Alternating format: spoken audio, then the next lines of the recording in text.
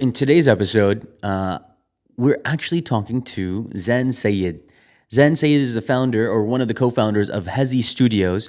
I spoke to him about a year ago. This episode is over a year old due to technological constraints and issues that we had along the way. And I was able to, alhamdulillah, recover a big chunk of this. And I hope you enjoyed this pod. It's a little interesting in the sense that it's more along the lines of gaming and developing a gaming company, with probability and luck and skill being the three main things that we discuss in this particular pod. And it's interesting to hear Zen's take on certain matters, right? Because in sports, people think it's skill. Sometimes it's luck. It's sometimes something else. But it can actually be controlled in a way, right? Like chess is a game of skill and probabilities and math. And in some cases, some games are not. There's a ratio that's always key in those games. And it's interesting to learn from his perspective and how he hired, people from other parts of the world, leveraging Upwork and leveraging other sources of talent. And this is so important, especially when you're building a business. I think that you all are in for a treat. I hope you enjoy the episode. Reach out to Zen if you have any questions. And of course, always, please like, comment, subscribe, and share. We need your help in order to grow this podcast to millions of subscribers and over 50 million or over 500 million people impacted in some way, shape, or form. And if that means through revenue of this pod, or if that means by simply sharing and by commenting, I would truly, genuinely appreciate it. Welcome to the pod. And let's get started with a little bit more about your backstory and your company that you've recently started, Hezi Studios. Thanks for having me. Yeah. Hezi Studios is a company that I started like 6 months ago, and it's a game studio. And what we're developing is skill-based games that you can play to win money. When you say skill-based, what exactly do you mean by that? Like, give us an example of what that would be. It would be like if both of us were playing against each other, player versus player, and we were playing chess against each other. And chess is a skill-based game where like 99%, basically 100% of the time, the better player wins, right? And the player who makes the best moves in that game generally ends up winning. And so we have AI that informs us on the accuracy of players' moves, and so the idea is the better moves.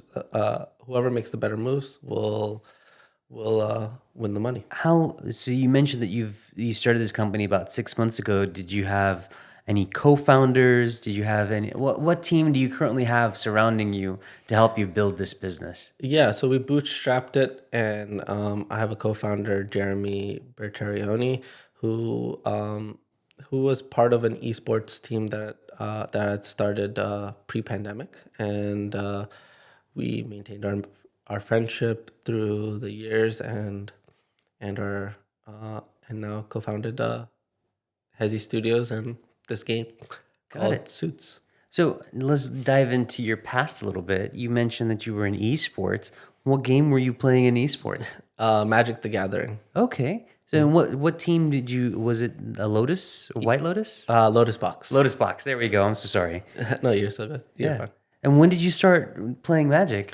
So I started playing in undergrad. So while I was studying biology at Georgia State, freshman year, my roommates introduced me, and I caught the bug then. You were telling me before we even got into this podcast a little bit about the progression of your Magic the Gathering. I think let's go ahead and dive a little bit deeper into that, or double click into it. Yeah.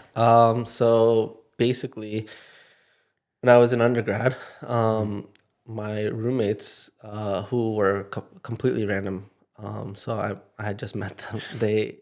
They were all into games, and two of them were into Magic the Gathering specifically, and so they had two decks, and I played against them, and I kept losing, because they kept playing with the good deck and kept giving me the bad deck. And so, as competitive as I am, I couldn't let it end there. And so I decided to go back home and grab all my Pokemon cards and Yu-Gi-Oh cards and sell them at the shop to be able to purchase my own Magic deck. So I came back and I beat them. Yeah. And after I beat them, they told me that I should go to this thing called Friday Night Magic, which happens every Friday at your local store. And I played in a tournament there and I won that. And so they told me to play at a higher level tournament, and I just kept winning, and it kind of became my secret hobby. And so fast forward my senior year, after I had taken my MCATs during the summer, I was trying to decide what should be my like hobbies that I should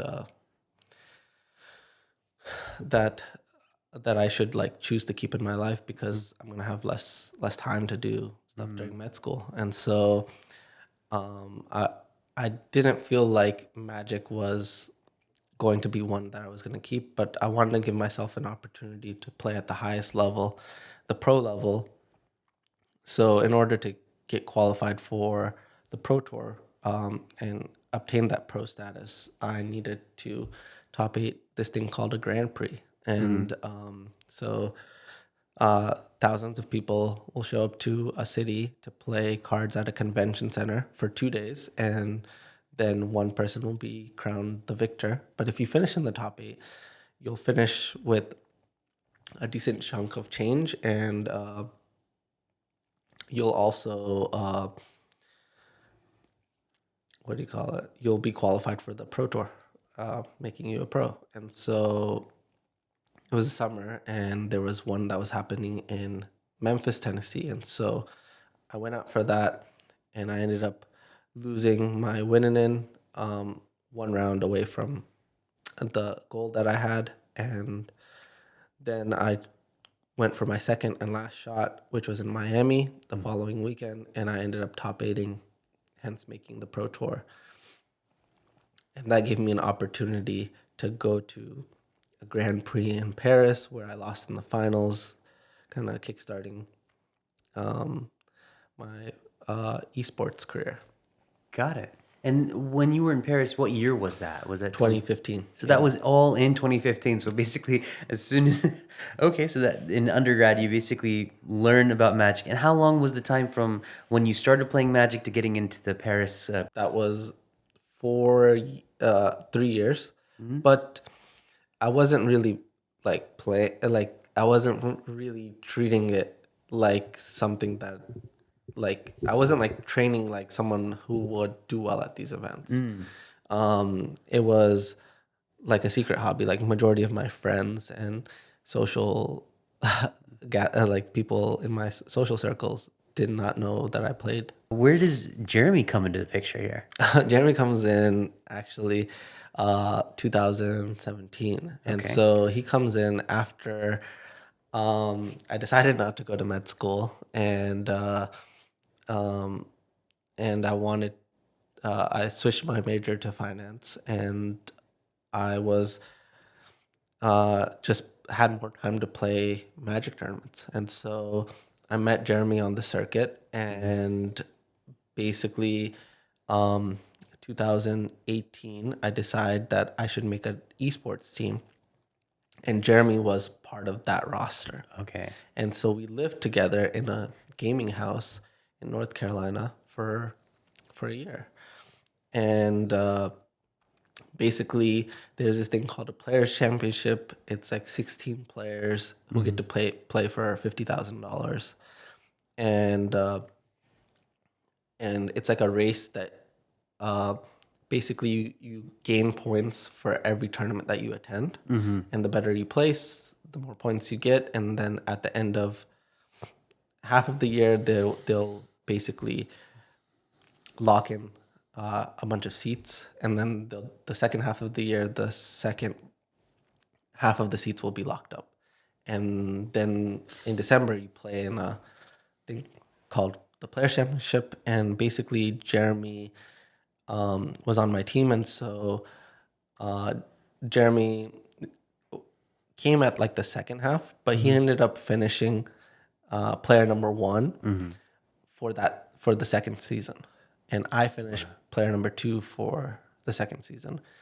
But if you take the points all together and add them up from season 1 and season 2, that person is the player of the year. And I ended up getting the most points and becoming the player of the year. And so Jeremy and I both got qualified for the Players Championship, got to play in it.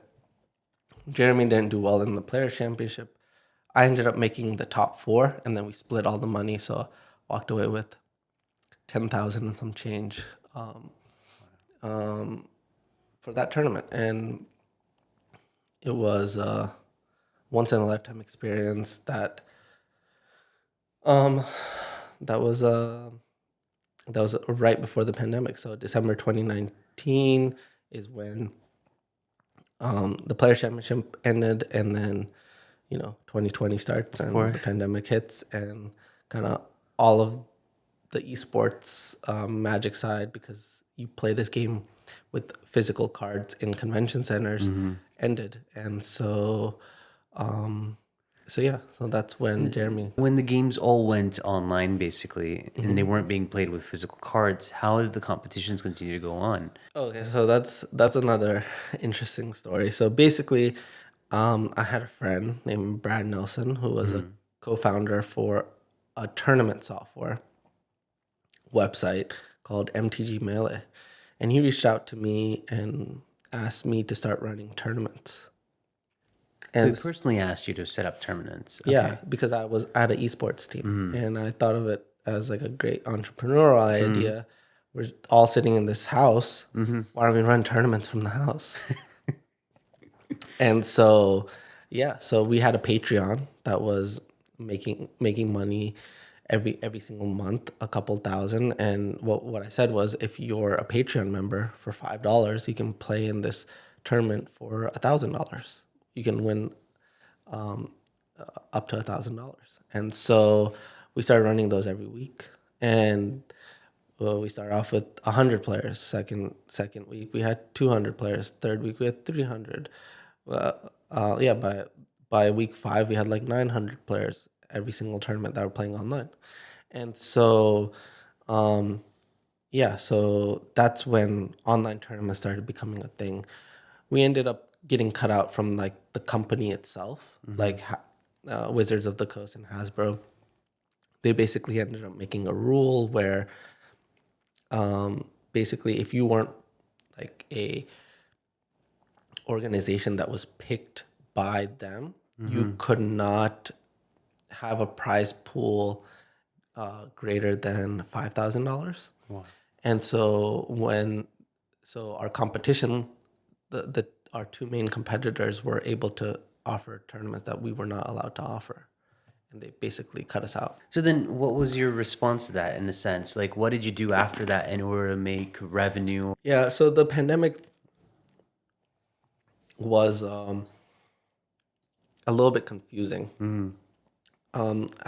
We ended up kind of having a falling out at that moment. And this was with Brad Nelson, or was it with Hasbro, or with who was the falling out with? With basically kind of the team and some of the other people that I had brought on that weren't necessarily part of the original team, but were part of the staff of running the tournament. Because online tournament requires a couple of different things, right? Customer support requires, we're doing online coverage as well. So there was coverage that was being run on the event, right? So that staff and I kind of ended up having a falling out when we started losing the battle. And we didn't have like proper contracts for this work. Even though the players had contracts, there weren't proper contracts here. And so there was a company that allowed us to have like a sponsorship to run their tournaments. And that was going to be like a great deal of money. And members got a little greedy, and we kind of ended up having like a falling out. Curiosity question, I suppose, is like, how did you get your sponsorships while you were playing Magic the Gathering? Oh, so we were on, we were playing on a circuit, right? And all of this is streamed. And so we all, I made jerseys for each of our members. And we were winning every tournament. And basically, the deal I made with the sponsors is I'm like, look, majority of your customers, highest paying customers, are coming from this stream. We are on this 12-hour plus broadcast because every weekend there's a tournament. That's Saturday and Sunday, minimum 12-hour broadcast with thousands of people watching. And we have basically taken more than 60% of the screen time. It's one of my players that's on screen majority of the time. So if you sponsor us for like one of our select needs, right? Like I wouldn't look for a sponsor that's trying to do too much. I literally thought about, okay, what is a need that the team has? Cards, right? A deck can cost easily $1,000, $2,000, $10,000 sometimes. What if these vendors that come to these tournaments provided us with all the cards we need? It can provide a benefit to them, and I'll explain how. The cards that they're trying to sell, they're actually gonna go. The cards that they're gonna let us borrow, they're actually gonna go up in value after the weekend. The reason why is because we are the most likely to win the tournament. That means that everybody's gonna want those cards after we win. So if you sold them before we won, you're selling them at a lower price. So it's in sponsors' best interest to lend us the cards and go on this journey and wave with us. And so that's what I told the sponsors. And I told them, hey, provide these. And on our jerseys, we'll place your logo. And we'll tell all of our Patreon members to make sure and go stop by your booth, which because people are buying and selling cards at the tournament. That's where a majority of the money and business transactions happen, not at the actual gaming table. Understood. Right? Because it's like a collectible game show. That makes a lot more sense. Yeah, so like basically the company who's doing the broadcasting and hosting the tournament is losing money on the tournament, but is making money on buying and selling the cards. So who actually hosts the tournaments? Would that be Hasbro and Magic the Gathering, or is it independent organizations? There are two organizations. Hasbro never wants to be involved in that, and so they pass it on to two organizations. One was called Star City Games, and one was called Channel Fireball. The reason why this was all possible was because the cards have value, right? And if a card is worth $1 and you go to a vendor and a vendor's like, I will buy it for 60%, then they can just list it on TCG Player, which is basically eBay. It actually got bought by eBay to buy and sell collectible cards like Pokemon cards and Magic cards and a bunch of other cards. So that's how there's a lot of profit in that. You can think about it not like as a Pokemon card, but as a painting that like a luxury painting that has other use cases like playing a game. Brings us to 2020, back to the beginning of COVID and doing the esports electronically, or the tournaments electronically. So after you've had the falling out and everything, what year are we talking about now? Are we talking about 2021, 2022? Oh, that was 2020. Got it. So we're looking at 2020, and take us from that moment in time after the fallout. What happened after that? So after the fallout, I was contemplating on what I should do. A lot of the things that I had set up were no longer viable, and I mean that was definitely very depressing. But at the same time, when you say you set up certain things, what do you mean by that? Like, what did you set up? oh, so like I said, I was finished Player of the Year, right? So the way the Player of the Year system works is if you finish Player of the Year, That means at every tournament, you get 3 buys. So when you say 3 buys, what does that mean? So every tournament is 15 rounds over the course of 2 days. You're going to sit across from another person 15 times until the top 8 is determined, the top 8 players. That's where the money is. And so what I mean by 3 buys is if you are in the top 16, 9 through 16, you get 1 buy. That means the first round you don't have to play, you automatically win. All right. If you are 2 through 8, you get 2 buys. That means you don't have to play the first 2 rounds. That means that you win the first 2 rounds. There's a cut after day 1. You have to have a minimum of 7 wins, and you can't pass two losses. But if day 1, 90% of the players are going to get cut after the first cut, 7-2, and you won the first 2 rounds, that's a massive advantage. But I'm the player of the year, so I get 3. I'm the only person who gets 3 buys. So I get to win round 1, 2, and 3. The reason why this is so massive is all these decisions are made with math. And so based off of my win rate over the course of the years where I was a much worse player and up till now, I had a 70% chance of top 8ing every weekend. And there are 50 tournaments, 50 out of 52 weeks I can play in a tournament and use the 3 buy advantage.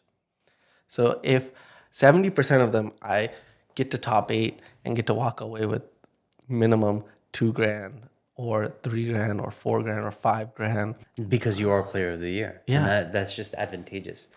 And my team is all in the top 8. 100% of them are in 100% of them are in the top 16. Following year, what I think you mentioned to me that you were in LA for a little bit and then you transitioned back to Atlanta. Yeah. So after the falling out in Raleigh, North Carolina, and like this, I knew the pandemic wasn't going away. I was thinking about what I should do, where should I go, and so I started working for my dad, who has a consulting business, and got into the family business, which is my dad owns a company called Dataset, and what we do is implementation and for car dealerships specifically. And so I started doing that as something I was doing part-time, full-time-ish, part-time for while I set up in LA, and then full-time. And I was also streaming.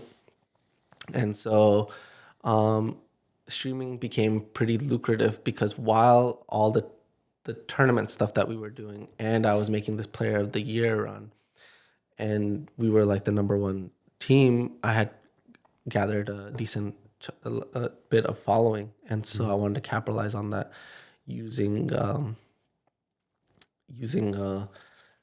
Twitch. And people were extremely fascinated with my thought process on obtaining the number 1 rank. And so so I went from like a team role, team company to back to an individual state. And I wouldn't say it was my favorite time because I think it was a combination of the pandemic and just like the weird soup of that the world had become. But I would say it was necessary for my growth. You came back to Atlanta and then you eventually established Hezi Studios. When you initially established it, you of course probably went through the normal process of setting up the LLC, getting everything up and started. When you started Hezi Studios, it was just you and Jeremy, right? Yes. Yeah, it's always been only me, Jeremy and I. Before I did that, basically, I went on this, like I needed to make sure what I knew was, what I was trying to create was worthwhile. And so I actually came back to Atlanta first and got Jeremy and another friend to come and just test the game for an entire weekend. I got like a hotel room, and we just stayed there, 48 hours, just straight, just only played the game that I made. And like I printed them out, and I was like, hey, at the end of the weekend, we went to dinner, and I said, hey, do you guys think that this is worth my time? This is like a serious decision. Yeah, of course. I mean, especially that's such a smart move from an entrepreneurial perspective, because so many entrepreneurs don't do that. They think that, hey, I'm going to build this out, I'm going to build it in silence. And by the time it comes out to market, it's like, oh, nobody actually wants it because they can't identify with the product or they can't do what they want with it. You did something very smart here, which was you built something, you tested it out in 48-hour span in a hotel room, and then you immediately ask them for feedback. That quick feedback loop is like paramount for anybody's success. And the more you do that, the more often you do that. Even with YouTube, I'm finding out, right, where if I have this feedback loop from external sources or even internal sources or whatever, it allows me to then improve the product. You'll probably see from my episode 1 all the way up to this episode even that there is so many changes that either it's rapid changes or minor changes that eventually lead to a better product. Yeah. You're doing something amazing there on I that mean, front. since the moment I walked in to your house, I could tell that you embrace the growth mindset. And so, yeah, I mean, I can't wait to see, the 10 years, the 10-year window of this podcast. Inshallah, absolutely, for sure. But tell us a little bit more about after the iteration process and the feedback loop that you received from Jeremy and I believe the third person, I forget his Yeah, name. it's Matt, right? Yeah. What was the feedback that they gave you? Yeah, their feedback was it's going to be difficult, but we know how persistent you are, and this has fruit. And that's all I really needed to hear, that they enjoyed it, and that they thought that I was cut out for it. So I'm just curious, what were your discussions with Jeremy in terms of the ownership of Hezi Studios? Like, because many people don't talk about co-founders, or I wish we also had him here, but maybe you can speak for him on his behalf. Yeah. What were those conversations like? Well, What were your conversations about? yeah. So, I mean, it really has to do with what your contribution can be at that time, right? And so, generally, I think majority of what do you call it? Co-founder situations just start off at a 50-50, right? Because they start off in college, right, or right after undergrad, when people are in a desperate time. I never had this this idea that I wanted to do a startup. The thing was, I had an idea, and the vessel that made most sense was a startup. And so in this case, I had saved up a lot more capital than Jeremy, and so that gave me majority of the leverage. But I know that someone needs to have enough equity where they don't, like, as a co-founder, they need to have a decent chunk of equity where they still spend as much energy thinking and trying to make this a reality. Or did you put it under like a vesting schedule, or did you just give him however much he asked for? Oh, no. So it wasn't Jeremy, and my trust is a little bit weird. Okay. And Why do you say it's weird?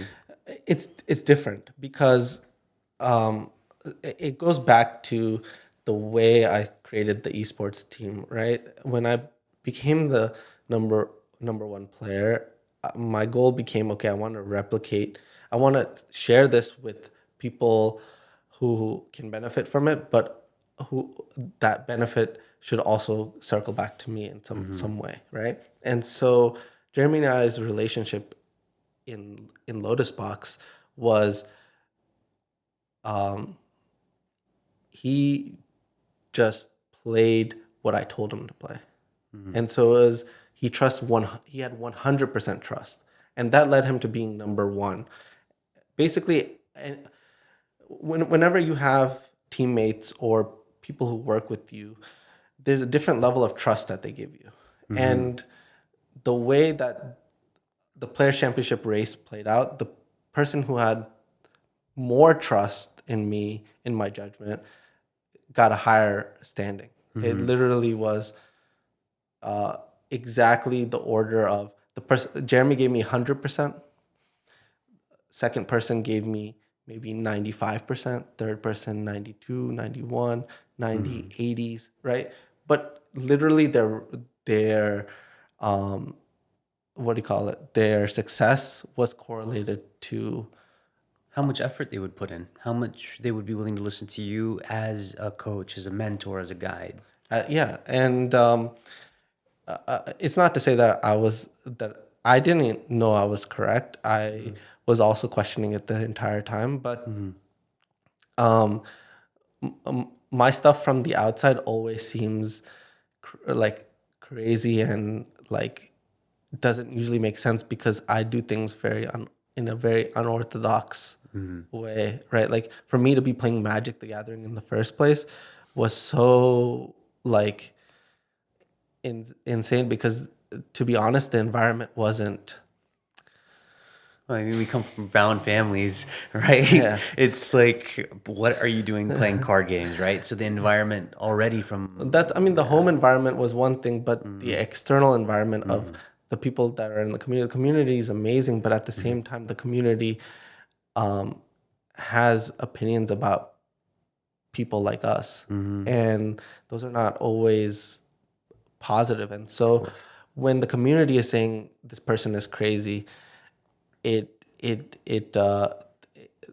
people who are trusting you, there's going to be doubt. And so Jeremy was the person that trusted me 100% every step of the way, and it led to his success. And so my nature is always not to like screw over people. And so he really trusted me with the deal. But I will say the way I structured it is after the first year you get X equity, and right, and what is it called? There's like a cliff. If you don't finish the first year, then you get nothing, right? Yeah. And then second year, third year, fourth year, you get respective equity for completing those years.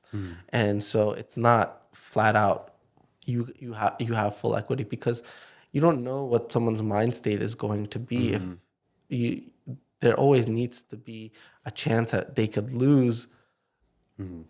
They need to year earn 2, it 3, in a way, 4. right? Exactly. So then that way it's more so, hey, they're in it for the long haul versus them just, hey, just taking the equity and then just turning everything to garbage, right? Exactly. But I placed that on myself too. I didn't So like. we explain that piece. Okay, so we're both co-founders, right? So the same thing goes is 4 years, and basically whatever my total piece is, I will get a fourth awarded to me. Every subsequent year. Yeah. Got it. Okay. And then the rest we kind of left in like an investing pool. Got it. Yeah. Okay. So then that way, is that so that you can have people buy equity into the business, and then that way the shares are already there? Yes. But then And there's that like way there's no dilution, basically, is what's... yeah, I don't want there to be a way, like it was really important to me. Dilution wasn't like was avoided at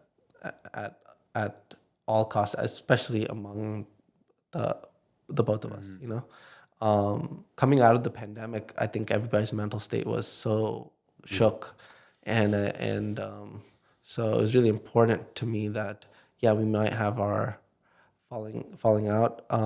I really learned about the way I want to structure this by working with our development team in India.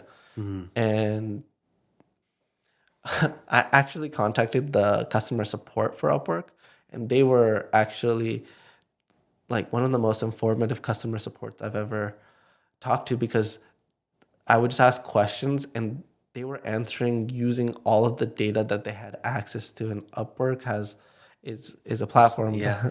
So they have thousands of data points, right? Exactly. So I spent like 3 hours just talking to this representative, and they were just so honest about the data I was looking for. And what I just learned was milestones is the way to go. And I just want to stop you there for a second. When you say you were looking for data, what data were you in particular looking for? what is the best way to complete a job? What is going to motivate someone to do the job that they signed up a couple months for? And the answer was milestones. So why wouldn't I do the same thing for That makes sense. That makes absolute sense. I mean, that's what we do in the private equity space and even in other kinds of businesses. So that's interesting to see that you've adopted that similar mindset. So where does Hezi Studios stand today? From my understanding, right now you're pre-revenue. Yep. You're still in testing phase. So maybe tell us a little bit more about that. Yeah, so like I said, we bootstrapped everything. I haven't really been seeking investment. The reason why I haven't really been seeking investment is because it's ever since like the Silicon Valley Bank failed. I feel like the equity for investment, the balance has been kind of thrown off. So the longer that you can wait, the better the better the outcome.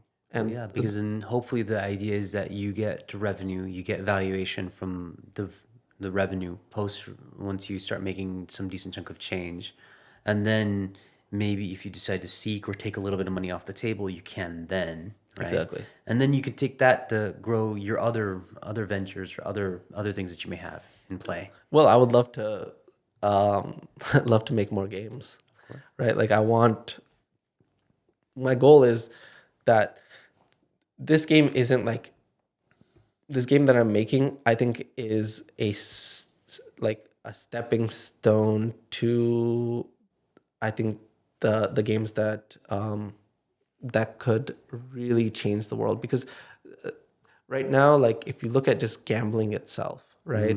You know, something that's haram for good reason, but you just should look at the nature of it, right? Like it's hard to get above or even get to 60% skill to luck ratio. It's really difficult to do that. And actually, when AI has not even AI, but when we gain more data, you could argue that Texas Hold'em, a type of poker game, is the most skill intensive version.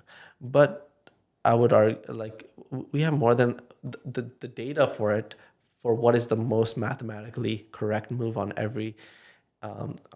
every situation has come out. It has made it so that it is a way more luck based game, because you have to be more unpredictable and erratic. And so that has only become more degenerate. And my goal is to move it. This game that we're launching, Suits, is at the 70%, but you have to gauge the market in a way that they can accept something, because not everybody wants a chess style of game. And so the hope is that this game will create the understanding of why it's important to tie skill with money, and then increase it to 100% skill, right? Like I want people to be looking for that, or because I would say like majority of the audience and people would not be interested in that. So that's not how that's how I'm talking about it. Like this is a skill, not a luck game, but to an audience, that's not something that they're looking for. I would never advertise it this way, but I would explain to someone who's trying to understand the thought process. Yeah, nowhere am I gonna say skill or luck in the advertising campaign. Of course, that makes total sense. So, what are the hurdles and struggles you faced from developing to getting to your first batch of testers? The hurdles would be, I mean, so this isn't the first game that we made. So when I left LA, there's another game that we made called Zodiac, and that's like a 95% skill. So a hurdle was realizing that the market isn't ready for 100, like closer to 100%. And Suits is a much more basic game that you can play with a regular deck of cards. That was the first hurdle, realizing that the first game that we were making shouldn't be our first game. It should be maybe our third game. How did you figure that part out? Well, we went part of the contract for that game's development was that our development team is in India, that we would be allowed to come to the office and work more hands-on with our developers in the last month in India. So we went to Delhi, and when we were in Gurgaon, a small city, tech hub right outside Delhi, and spent a month there. What I quickly realized was I had this realization, but I had to just keep it inside and not process it because I'm trying to finish this game. But while I was on the elevator in the office or just walking around and just seeing the environment and seeing people were just on their phone, and they were using this app called Paytm to pay for any transactions that they can have. But Is this similar to like I think in China that WeChat? it's more similar to PayPal. Okay. Yeah, it's more similar to PayPal, but Paytm doesn't charge you per transaction. They actually sell your data, and so you don't have to pay for the transactions. The thing about it is, India had a demonetization movement in 2016 where they started getting rid of bills, right? And so they're way more electronic payment than we are. They have the most amount of smartphone users in the world, and they also have like the most amount of smartphone users that play games. And China tends to kind of farm their own audience, their own users with their own games. But India never really did that. I would like the most YouTube watchers in the world are in India, right? What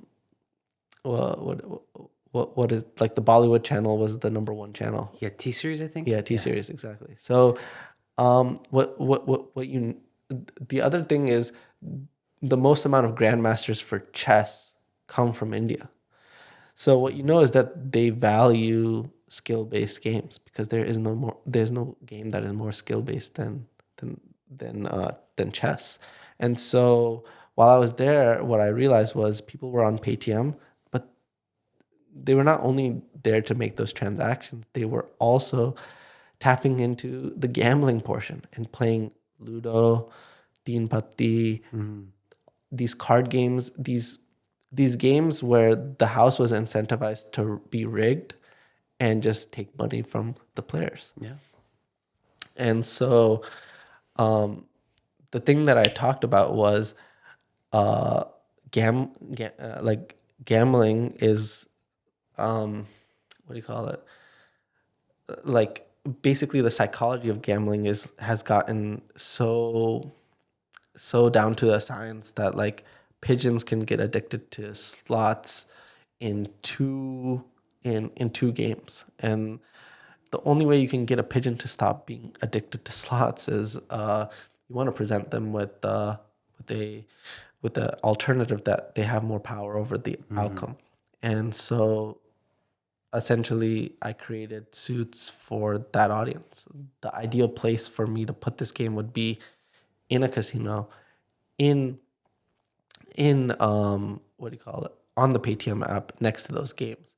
Because the idea is like, we need to offer alternatives that lead us to the path of gaming with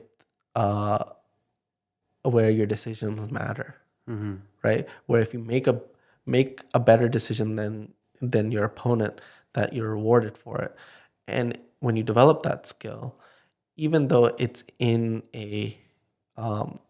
it's for micro stakes, what it's actually doing is it's like changing the fabric of society, because from games, I learned more than I did in all my years of schooling, because I learned how to make decisions. And I think, like, when you get monetarily punished, even 1 cent, you learn the lessons way quicker. So I had the realization when I saw these people playing Ludo, which you could literally get a computer to tell you the outcome, because the amount it takes for somebody to make a 100% of correct move every turn is is easier than someone learning 1 plus 1.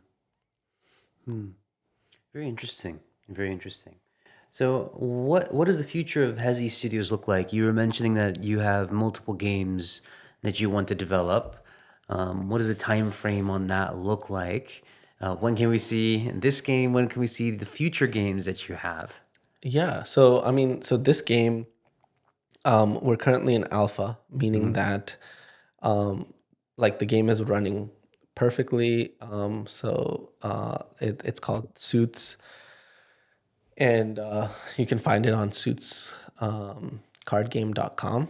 And basically, yeah, I mean, the game is in alpha testing. So alpha will lead to beta. So basically what we're doing is we're sending it, we sent it the tutorial to 250 people, and then we're sending it to another 250 people, and we're hoping to see people's feedback after they play against an AI.